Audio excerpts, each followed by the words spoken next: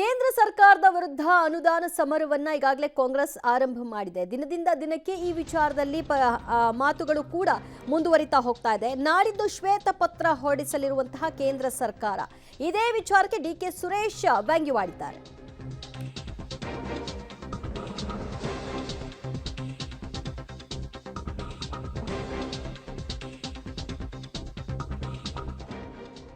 ಕೇಂದ್ರದ ವಿರುದ್ಧ ಅನುದಾನ ಸಮರ ಮುಂದುವರೆದಿದೆ. ನಾಡಿದ್ದು ಶ್ವೇತಪತ್ರವನ್ನ ಹೊರಡಿಸೋದಕ್ಕೆ ಕೇಂದ್ರ ಸರ್ಕಾರ ಸಿದ್ಧತೆಯನ್ನ ಮಾಡಿಕೊಂಡಿದೆ.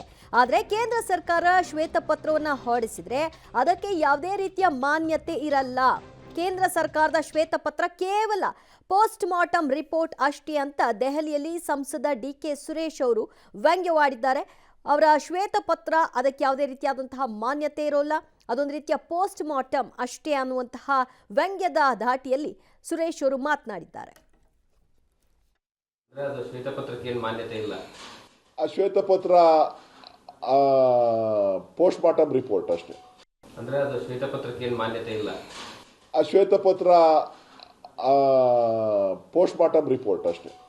ಅಂದ್ರೆ ಅದು ಶ್ವೇತಪತ್ರಕ್ಕೆ ಏನು ಮಾನ್ಯತೆ ಇಲ್ಲ. ಆ ಶ್ವೇತಪತ್ರ ಪೋಸ್ಟ್ ಮಾರ್ಟಮ್ ರಿಪೋರ್ಟ್ ಅಷ್ಟೇ. ಅಂದ್ರೆ ಅದು ಶ್ವೇತಪತ್ರಕ್ಕೆ ಏನು ಮಾನ್ಯತೆ ಇಲ್ಲ.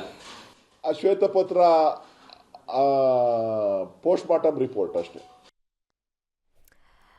ಮತ್ತಷ್ಟು ಮಾಹಿತಿ ಕೊಡ್ತಾರೆ ನಮ್ಮ ಪ್ರತಿನಿಧಿ ಸುಕೇಶ್, ಹಾಗಾದ್ರೆ ಕಾಂಗ್ರೆಸ್ ಕೂಡ ಬಜೆಟ್ ಆದ ನಂತರದಲ್ಲಿ ನಾವು ಒಂದು ಶ್ವೇತಪತ್ರವನ್ನ ಬಿಡ್ತೀವಿ ಅಂತ ಹೇಳ್ತಿದ್ದಾರೆ. ಅದಕ್ಕೂ ಮಾನ್ಯತೆ ಇರಲ್ಲ, ಅದನ್ನು ಕೂಡ ಪೋಸ್ಟ್ ಮಾರ್ಟಮ್ ಅಂತ ಭಾವಿಸಬೇಕಾ? ಸುರೇಶ್ ಅವರ ಹೇಳಿಕೆಯನ್ನ ಗಮನಿಸ್ತಾ ಇದ್ರೆ ಜೊತೆ ಒಂದು ಕೇಂದ್ರದ ವಿಚಾರದಲ್ಲಿ ಅಂದ್ರೆ ಕೇಂದ್ರ ಅನುದಾನ ತಾರತಮ್ಯವನ್ನ ಮಾಡ್ತಾ ಇದೆ ಅನ್ನುವಂಥ ವಿಚಾರದಲ್ಲಿ ಕಾಂಗ್ರೆಸ್ ಆರೋಪವನ್ನು ಮಾಡಿದಂಥದ್ದು, ಪ್ರತಿಭಟನೆಯನ್ನು ನಡೆಸ್ತಾ ಇರುವಂಥದ್ದು. ಈಗಲೂ ಕೂಡ ಕೇಂದ್ರ ಬಿಜೆಪಿ ಮತ್ತು ಕಾಂಗ್ರೆಸ್ ನಾಯಕರ ನಡುವೆ ಜಿದ್ದಾಜಿದ್ದಿ ನಡೀತಾ ಇರುವಂಥದ್ದು.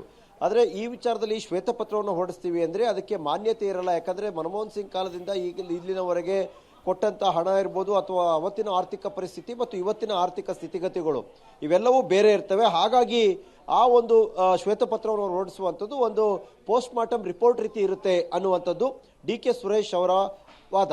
ಆದರೆ ರಾಜ್ಯವೂ ಕೂಡ ಶ್ವೇತಪತ್ರ ಹೊರಡಿಸುವ ಮಾತನಾಡಿದೆ. ಮುಖ್ಯಮಂತ್ರಿಗಳೇ ಸ್ವತಃ ಹೇಳಿದರೆ ಬಜೆಟ್ ಮುಗಿದ ನಂತರದಲ್ಲಿ ಒಂದು ಶ್ವೇತಪತ್ರವನ್ನು ಹೊರಡಿಸ್ತೀವಿ, ಇದುವರೆಗಿನ ಅನುದಾನವೂ ಸೇರಿದಂತೆ ಎಲ್ಲ ವಿಚಾರಗಳ ಬಗ್ಗೆ ಅನ್ನುವಂಥದ್ದು.